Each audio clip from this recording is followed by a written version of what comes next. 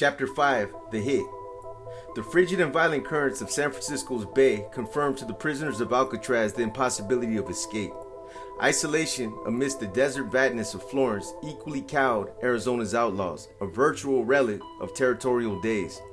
Inmates make no attempt at escape before first assuring themselves vehicular transit across the flat and hostile desert expanse that separates Florence from Arizona's population centers, 70 miles north to Phoenix or 60 miles south to Tucson. To the east and west, nothing beckons fleeing inmates but pack rats, scorpions, and rattlesnakes. Upon becoming a subject of the Arizona Department of Corrections jurisdiction, inmates are assigned a number to be theirs alone for their term and for as many years as recidivism brings them back. Assigned in numerical order, these numbers are badges of honor, acknowledged by inmates and guards alike. Inmates with high numbers are fish, the fresh meat in the prison pond, until they are more than 100 from the highest number assigned. As new game, they are prey, soon to be sorted through, tested, pigeonholed, stereotyped, tagged, and cataloged by administration and convicts. Administration does its sorting and assigns the inmate to the suitable institution. Inmates sort to decide between the victim and the prey, the predator and the punk, the abuser and the extorted. A modus vivendi prevailed inside the Arizona State Prison in Florence. The administration ran the prison. The prisoners ran the prisoners. In the 65-year history of the prison, November 3rd, 1977 proved to be one of its most violent and chaotic days. It was the day the administration lost charge of the prison and the prisoners. Florence's desert isolation makes escape dubious from the gun gang and farm labor details outside the walls. Newcomers, snowbirds, and passerby along Highway 79 were astonished at the large number of inmates working outside the walls in the prison's extensive vegetable fields and animal farms, or in largely unsupervised litter patrols along the highways. But the inmates afoot stood no chance of escape. Few were ever enticed by the futility of trying to outrun dogs and mounted posses over the barren landscape. Inmates counted among the greatest of privileges the opportunity to work outside the prison walls. The most privileged were the outside trustees, who were given jobs in which they were allowed to drive trucks on the farm roads connected, without barrier or guard station, to Highway 79. This unguarded junction is the same junction those trustees' wives, mothers, and friends drove from Phoenix and Tucson on weekends to visit. Though convicted of first-degree murder and sentenced to life imprisonment only 2 months before, Wayman Small had been assigned to outside work on the gun gang the day of November 3rd, 1977. Small, like every other inmate, was shook down in a quick search of his person for weapons upon passing through the main gate and climbing aboard the truck carrying the gun gang to its work destination somewhere on the prison's farm outside the main walls. A single guard rode inside the cab of the gun gang truck, and an inmate drove. The tightly loaded pickup carried 20 inmates, perpetually on guard against attack from their cohorts, and preferably armed with a prison-made shank, slim and stealthy enough to escape detection during the cursory daily shakedowns by the lethargic guards. Either John Ward's shank escaped detection that morning, or it was passed to him on the truck by another Aryan brother. Until the aftermath of November 3rd, Warden Caldwell never admitted knowledge of the Brotherhood to anyone outside his trusted staff.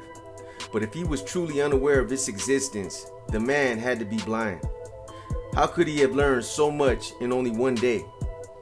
For by day's end, 28 members of this brotherhood, who were behind the stabbing of Kool-Aid Smith and Malone, as Dominic Buffalo Hall would later explain it, were moved to investigative lockup, a high-security lockdown within CB3. Caldwell didn't get a fast education on November 3rd. He just decided the Aryan Brotherhood had gone too far. When the lockdown was finished, the administration knew Kool-Aid had been stabbed in the presence of 19 inmates in the bed of the gun gang truck in the early morning. Malone had been stabbed the same evening in an escalation of the prison's race and gang warfare. Who stabbed Kool-Aid? Who stabbed Malone? The administration did not know the identity of the assailants in either episode on November 3rd. Yet that day, it began a systematic lockdown of every inmate with an AB tattoo. It knew who stabbed Kool-Aid 1 week later, once Wayman Small chose to talk. Prison officials collectively and pejoratively called the man hacks, cops, or pigs by the prisoners, use 1,000 petty devices to control and manipulate the inmates. No technique was less subtle than calling out a prisoner to come talk to the man in the yard office. When the call out goes down in plain view of an entire population of gossiping prisoners, no good can come to the inmate who's been talking with the man. He's been put on Front Street and custom fit for all time with a snitch jacket. As with most of his behavior during his last short stay at Arizona State Prison, Wayman Small defied the convict code. Small's trip to see Captain Davis and Captain Pierce 7 days after Kool-Aid Smith's stabbing was made without anyone trying to conceal his destination or purpose. Consequences be damned. Small wanted to talk and consented to a taped interview. Wayman Small, number 28456.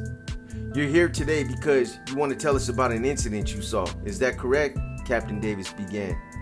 This concerns the assault with intent to commit murder on Albert I. Smith, prison number 32368, that occurred on the gang truck going to morning work that morning on November 3rd, 1977, around 8:30.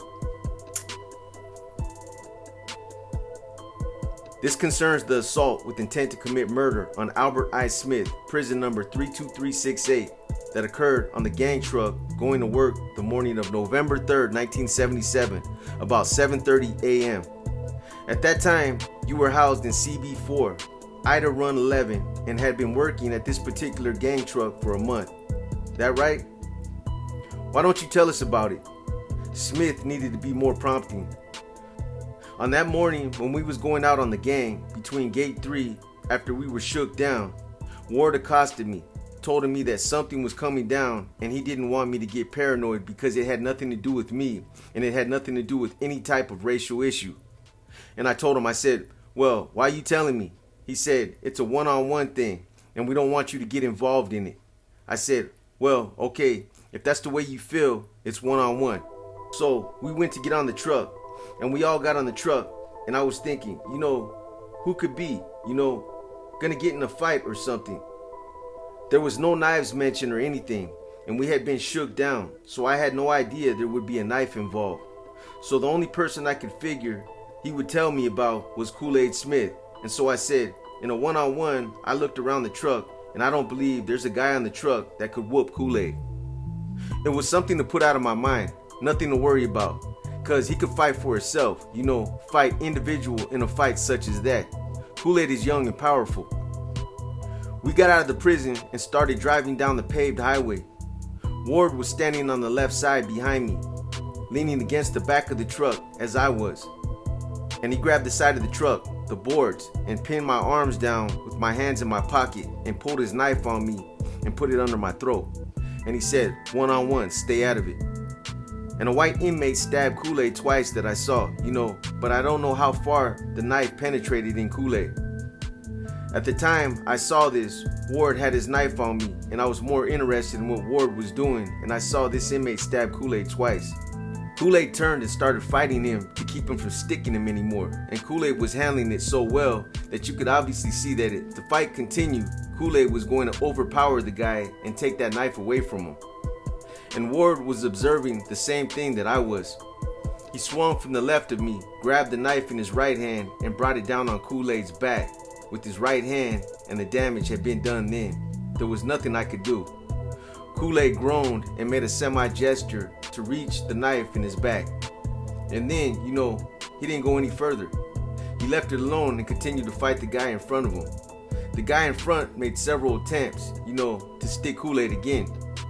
We had turned off the highway and headed toward Ranch 1, the hog farm, and the guy throwed the knife out of the truck and Kool-Aid groaned and leaned on the side of the truck and went down on one knee. Well, most of the guys had moved from the front of the truck where the fight was at and had me pinned in the back of the truck. The officer in the truck had opened his door and had the rifle or shotgun, whichever one he had, and was hollering, telling him to get back. He knew something was wrong. The guy that was fighting Kool-Aid took off his sweatshirt and put on somebody's coat, or his coat. Maybe somebody was holding his coat. I saw him take off the sweatshirt and put the coat on, and then Kool-Aid looked at me and said, "Somebody stop the truck, I'm hurt." Then nobody moved. I pretended to Ward that it was, alright with me, what they had done, but it wasn't. I didn't want to put myself in jeopardy at that particular time, cause, I knew how they do. They stab you in the back. They don't give you no chance to fight. Anyway, when we got out, Kool-Aid told him, "Man, I'm stuck." And he said, "Are you hurt bad?" And Kool-Aid said, "Yeah, real bad, man." And he walked up to the back of the truck, and Kool-Aid was sort of leaning on the side with his right hand on his knee. And the officer saw the knife. And he walked up to the back of the truck, and Kool-Aid was sort of leaning to the side with his right hand on his knee. And the officer saw the knife handle sticking out of his back and said, "Alright, you guys get back." He said, "Come on out, Kool-Aid." And Kool-Aid went on getting out. The officer took his gun and gave it to the other officer and was going to help Kool-Aid down. Kool-Aid said, "I can get down by myself," and jumped down off the truck and closed the gate back up. And he was on his radio all the time asking for an ambulance to come out there, and told that they had a man hurt pretty bad. He had been stabbed, and that's when I think the ambulance and you guys came out there. I believe you know the rest from there. Captain Davis did. The 24-minute interview ended with Davis clearing up a few nitpicking specifics that cops, judges, juries, and lawyers love to know, but they don't really matter. The shank Ward held to Small's throat and later stuck in Kool-Aid's back was about 7 inches long, wrapped in white tape. It was a round ice pick type shank, except much bigger than an ice pick, the size of a ballpoint pen. The shank the first inmate had used to attack Kool-Aid was a blade about 3 inches long that looked like the blade off a honey knife. Light colored stainless steel stick had white tape on it. That was used to cut and stab Kool-Aid. Small explained, "When Ward came back there with me in the truck, I felt that his promise was good, one-on-one, that this guy is going to fight somebody, I didn't have anything that I felt would threaten me, or me was in danger in any way." Small now had his own personal reasons for going against the prisoner's code of silence and being willing to testify in court. "I'm doing it because I feel that if I don't, it's going to continue to happen. And I feel that if it's for my own personal safety, as well as the rest of the inmates, that something has to be done." "Why was Kool-Aid hit?" Davis asked. "Have you heard of an organization called Aryan Brotherhood? Was the Kool-Aid incident an organizational move, or do you think that it was strictly an individual move?" "It was an organizational move," Small told Davis, It was an organizational move, Small told Davis, because of the way they were united and the way they had isolated me and Kool-Aid out of the truck. Later that evening, there was another incident that Ward was involved with on another organizational move and another inmate that I thwarted myself. Small had seen Ward twice that day try to stab a black inmate in the back. Ward was armed with a knife, and he had it drawn back to stab Gomes in the back. Later that day, in CB4, there was another incident. Small was not present, but he knew about it. Not the exact incident per se with regard to Malone, but I overheard some conversation on my way back in from Chow, Small said. Davis then made a note. Small can identify the man who started the attack on Kool-Aid.